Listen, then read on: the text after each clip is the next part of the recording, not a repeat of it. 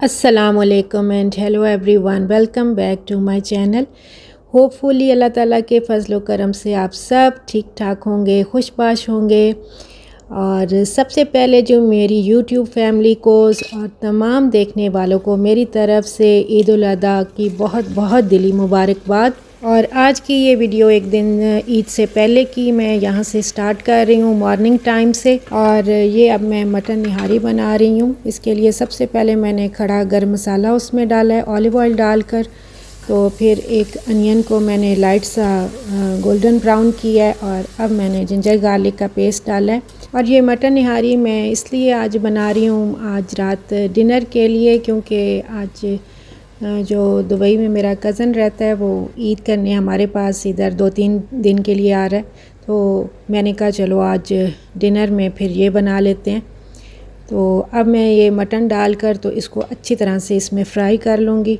और वैसे भी ईद से पहले ही मैं एक दिन खाना वगैरह बना लेती होती हूँ। फिर ये होता है कि ईद वाले दिन आपको बहुत ज़्यादा जो है वो मुश्किल नहीं होती है। और यहाँ पर यूएई में हम ये है कि कुर्बानी जो है वो ईद के सेकंड डे में करते हैं। इसमें ये सारे स्पाइसेस मैं जो है वो घर के ही डाल रही हूँ। आप चाहें तो इसका स्क्रीनशॉट ले लें। फिर इन सब मिसालों के साथ आप इसको अच्छी तरह से एक तरह से भून लेंगे। और अब इसमें मैं ये जायफल जावित्री और इसका ये थोड़ा सा पाउडर भी ये डाल रही हूँ। इसके बाद फिर मैंने इसमें टोमेटो डाल दिए और अब इसमें मैं ये थोड़ी सी ग्रीन चिलीज़ दरमियान में से कट लगा कर डाल रही हूँ।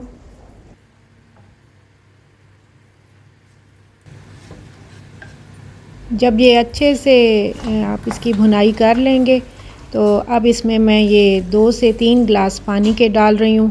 और बस फिर इसका कुकर का वो ये जो ढक्कन है इसको अच्छी तरह से टाइट करके बंद करके तो मैं इसको बिल्कुल स्लो फ्लेम पे मैंने रख दिया था। और दूसरी तरफ ये मटन विद बोन्स मैंने डालकर तो ये यखनी बनने के लिए रख दी थी, ताकि ईद वाले दिन या ईद से दूसरे दिन जब यखनी पुलाव बनाना हो तो फिर यखनी पहले से रेडी हो।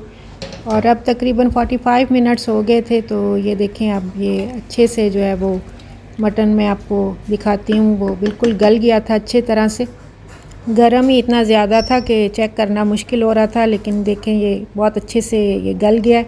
इस टाइम पर अगर आप थोड़ा सा होल व्हीट आटा थोड़े से पानी में मिक्स करके डालना चाहे तो डाल सकते हैं और फिर थोड़ा सा उसको पका लेंगे, लेकिन मैंने नहीं डाला क्योंकि ज़्यादा थिक हो जाता। और मैंने बस सब्ज़ धनिया और सब्ज़ मिर्चें एंड पर डाली। तो ये बहुत ही मज़ेदार सा वो मटन निहारी रेडी हो गई थी। हस्बैंड ने फिर इसी के साथ ब्रेकफास्ट किया, साथ में वो तंदूरी पराठा था। उन्होंने कहा कि बहुत अच्छा बना है और उनको भी बहुत ये मज़े का लगा। इसके बाद एक दिन पहले ही मैंने वॉशिंग मशीन लगाकर सारे कपड़े वगैरह भी वॉश कर लिए थे और साथ में ये सोफ़े की शीट भी वॉश की थी। तो अब मैंने कहा मैं ये इसके ऊपर डाल देती हूँ, सोफ़े के ऊपर फ़िक्स कर देती हूँ, क्योंकि बच्चे खाना वगैरह इधर बैठकर खाते हैं तो कई दफ़ा जो है ना वो हाथ वगैरह भी ऐसे लग जाते हैं ऑयली। आपको पता है कि ईद से पहले यही होता है कि सारा घर वो अच्छी तरह से नीट क्लीन हो। तो मैंने भी सारी डस्टिंग की। और अब जी ये रात का टाइम है और जो मटन निहारी दिन में मैंने बनाई थी उसे एक बोल में मैंने निकाल लिया है और साथ में मैंने कुछ सैलड भी कट कर लिया रात के डिनर के लिए। जो भी फ्रिज में सैलड के लिए चीज़ें पड़ी थी वही मैंने निकाल कर तो मैंने ये कट कर लिया। और थोड़ी सी फिर मैंने इसमें ये देखें ये वो जो पिकल मैंने रेडी किया था लेमन और ग्रीन चिलीज़ का वो भी डाल लिया। और बच्चों ने कहा कि हमने बर्गर और फ्राइज़ वगैरह खाने हैं तो फ्रेंच फ्राइज़ बनाए और उमामा ने अपने लिए ये बर्गर रेडी किया। इसमें उसने एक चिकन पैटी और थोड़े से नगेट्स और ये टोमेटो का स्लाइस रख के तो ये उसने अपने लिए सैंडविच तैयार कर लिया।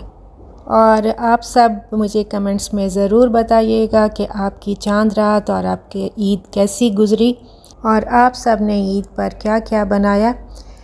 गर्मी तो बहुत ज़्यादा थी हर तरफ, लेकिन ये है कि ईद वाले दिन 1-2 दिन जो है वो थोड़ा सा टेम्परेचर डाउन हो गया था। तो बस अब मैं इधर वेट कर रही थी। तो बस इसके बाद कज़न भी आ गया था तो जल्दी से फिर मैंने डिनर जो है वो टेबल पर लगा दिया। और साथ में ये पालक आलू की एक डिश भी मैंने रखी कि चलो एक साथ सब्ज़ी भी हो जाए। नहीं वैसे ही काम था बहुत ज़्यादा, कोई 2-3 और कज़न को भी मटन निहारी बहुत ज़्यादा पसंद आई। बाद में फिर मैंने उनको ये हलवा भी गरम करके दिया।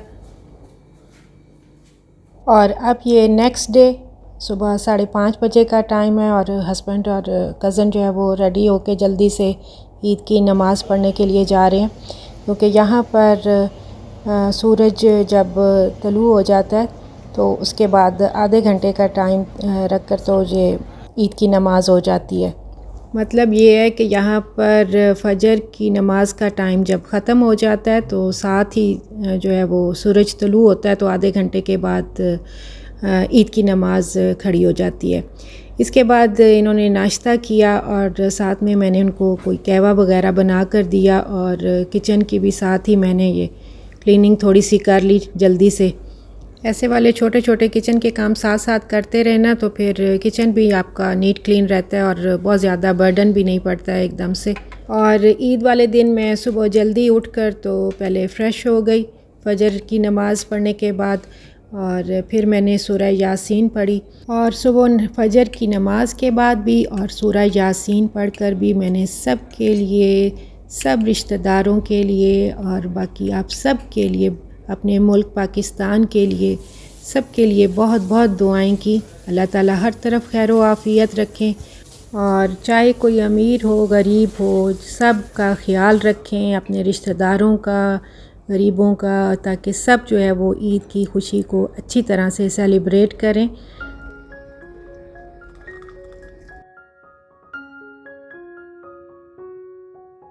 और आपको मैं ये बता रही थी कि यहाँ पर यूएई में ये है कि आप अपने घरों में कुर्बानी जो है वो नहीं कर सकते हैं और ना ही कोई जानवर आप पहले से अपने घरों में रख सकते हैं।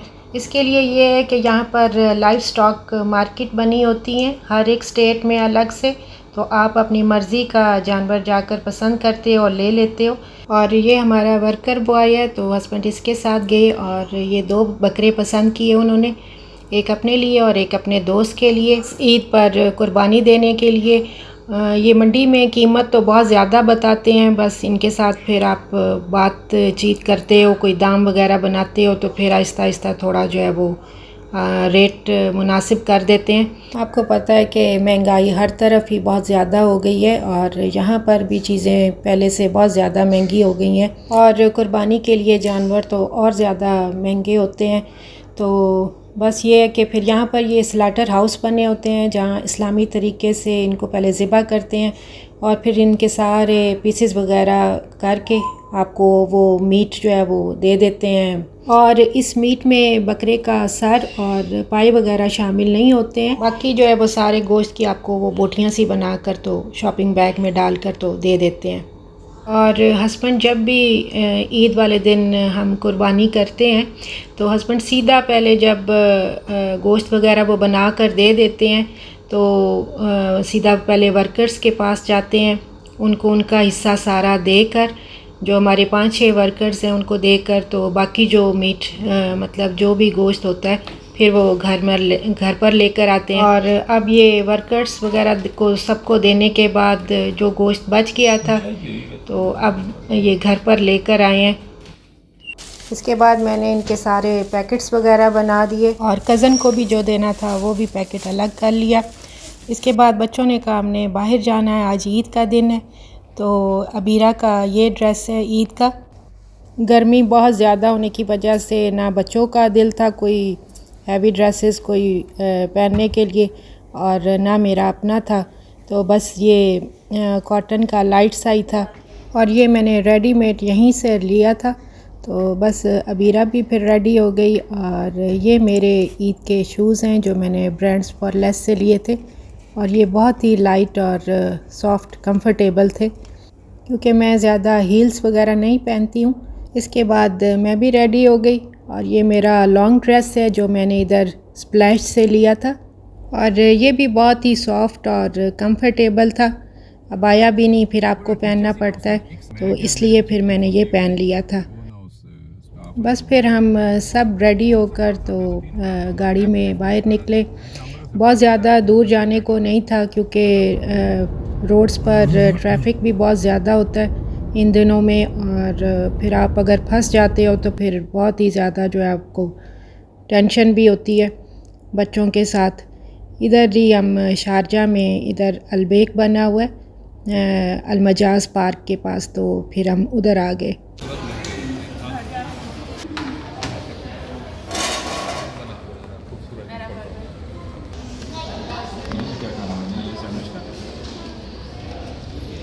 इस वक्त शाम का टाइम था और मगरिब होने वाली थी, और बच्चों ने भी सुबह का नाश्ता वगैरह किया हुआ था।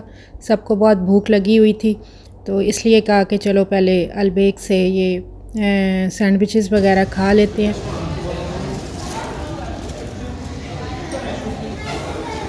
तो आज टेम्परेचर भी थोड़ा कम था इधर, और बादल भी आए हुए थे बाहर, और मौसम भी बहुत अच्छा हो रहा था।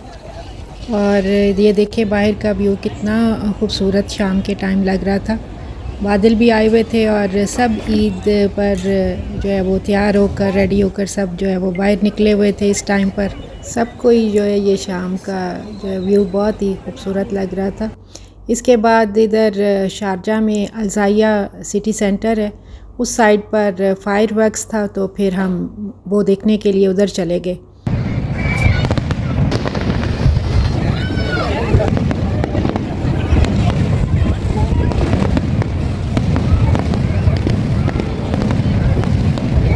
बच्चों को आपको पता है बस ऐसी चीज़ें देखने का बहुत ज़्यादा शौक़ होता है। इसी तरह से दुबई फेस्टिवल मॉल में भी जब फायर वर्क्स होता है तो इनका ये होता है कि अब उधर चलें, तो इसलिए फिर हम इधर नज़दीक ही ये देखने के लिए आ गए थे।